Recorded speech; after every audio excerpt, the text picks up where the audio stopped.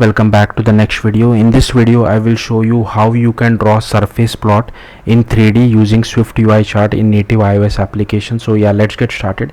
So I'll show you guys the output. Here you can see the output. So this is really 3D stuff. Hopefully you are able to see it, and I am able to rotate it as well, so I can see it from all angles. So yeah, if you want I can just show you, just to show it off one more, I'll just show you one more thing. So I'm not really good at this mathematical calculation. This is hypotenuse, this is I don't really understand it. I have copied this from the Apple documentation, but if you are good at it, you can apply whatever you feel like is right for you. So this would, I think, even more boring, I guess. So yeah, this is really boring, but hopefully you see the point, right? So yeah, let's see how to achieve this. I'll just revert it back to the original one. So all you need to do is just create a SwiftUI application. Obviously you would require iOS 26. Just import SwiftUI, charts and spatial. I'm using Xcode 26 as well. Here is our struct. Okay, and based on this struct we have created this particular array. You can add more value. Okay, I think this is not required. Sorry about this. This is not required. Sorry. Let me run my application. I'm pretty sure this is not required. Yeah.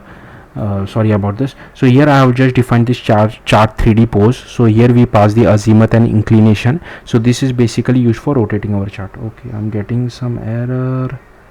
Okay, that is required. Okay, sorry, because we need to pass that particular data. I got confused about this. Okay, sorry about this. So first we have to define this struct. Okay, then here we have defined an array based on that particular struct with different values. Then here is our chart3D pose where we pass the azimuth as well as inclination. Then here we pass our data inside our chart3D, and here we pass the x, y and z value. And here you can use whatever math function you feel like, or whatever operation you want to do based on that. So here you can see I'm just doing this sin operation, or you can do something like this as well if you feel like.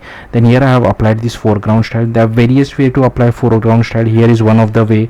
Then you can also apply foreground style based on height. Okay, so you can check the documentation or play around with this. And here we have defined the x-axis, y-axis and z-axis. And then here for 3D camera projection there is automatic, orthographic and perspective. I have kept it as automatic, but you can play around with perspective and orthographic as well. And finally we define the chart3D pose as well and apply some padding. So yeah, that's all there is to it. If you have any questions, do let me know in the comments. Thank you for watching. Bye.